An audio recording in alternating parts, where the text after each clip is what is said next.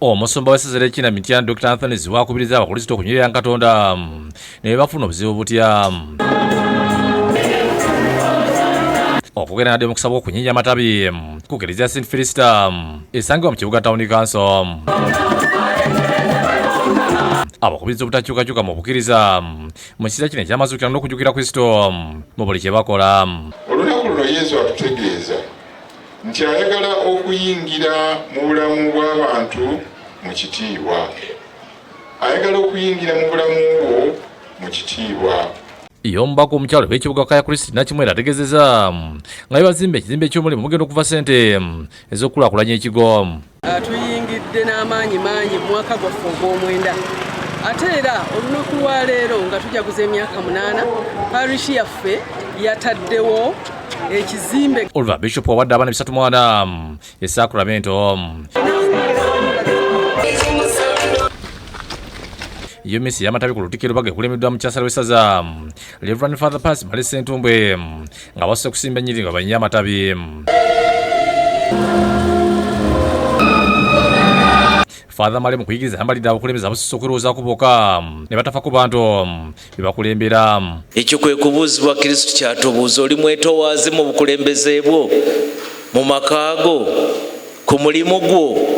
Akubiriza abakkiriza okwesa ekiseera kino okunyweza empagi 3 ez'ekereziya omuli okwegayirira okwebonereza n'okudduukirira. Bamusookera ddala mu kwegayirira ennyo, mu kwebonereza ne kugaba ku byaffe.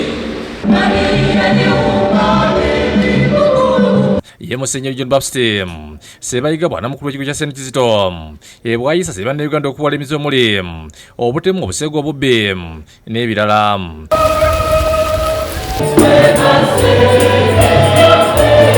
Abadde akulira omisi ey'okunyinya amatabi ku kigo ekyo bw'atyo Sebayiga alaze obunyamivu olw'emize egiyongedde mu bantu okuli obubbi, obutemu n'okuwaayiriza. Emirundi mingi tutunuulira ebituufu, tutunuulira amazima, netwagala okugafuulafuula. Ate emisi y'okunyinya amatabi ekina Mityana etandikira ku Kereziya ya Bikira Mariya eri ku kkubo awali omusaalaba. Bwana mukulu Father Stephen Siba yakulembeddemu ng'ono akunze abakkiriza okwesa obudde buno obwa wiikendi okuva okwongera okweza obujja mu kwogereza. Wetegeke awo okusiiba mu wiikendi entukuvu, abatanakola bikola bya kisa mu wiikendi entukuvu okusoma ennyo. Ye minisita omubisi wa gavumenti z'ebitundu Emmengo Joseph Kawuki era nga yisa abakristo walutika ajjukiza abakristo nti waliwo ebikolebwa nga byetaaga obuyambi. Omuntu bw'abaako n'ekyamasanyi abantu banguyibwa okumukwatirako. Era emirundi mingi omuntu ne bw'aba nga ali mu nnaku esusse atugambe okufa kumukwatirako, ne bw'aba omulwadde tuyinza obutamukwatirako. Nenda munja wa Kristo yeeyiye ku kigo ekyekinoni mu lwengo okunyinya amatabi. Bwana mukulu w'ekigo kino Reverend Father Kizito Lubega asizidwa n'ennyamira olubunanfuusi obuyitiridde mu ggwanga. Tubeera bannanfuusi, tubeera abantu abalulu. Mujjukiro lyagamba naye naawe osobedde oba oli kababeera kaki ate nakutuuse ng'oli kabisi n'akakutuuse waka aketuuse kakwa. Ye Father Pascal Siwalwa awoledde Fatima eryantondasi y'abantu okumya okulyamba nnaabwenkwe asizidde mu misa y'okunyinya amatabi n'asaba abakristo okuyamba ng'abo abali mu bwetaavu. Abantu beesize abantu batwesize, abantu batunooze, omuntu n'abeeri nga Yesu bwe yagenda n'alonda abantu bali 12 mu nsi yonna nga beebeesibwa.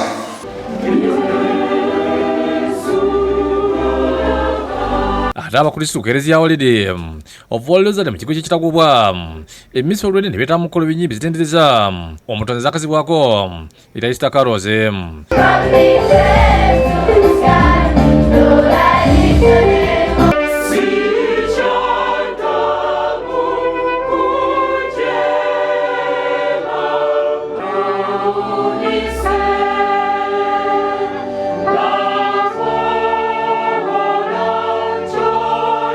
Bakozesezza okuyimba kuno ng'akuyiga okusonda ssente obukadde 3 ez'oggula ebyuma byakwaya nga Francis Buli Kabonge bw'annyonnyola.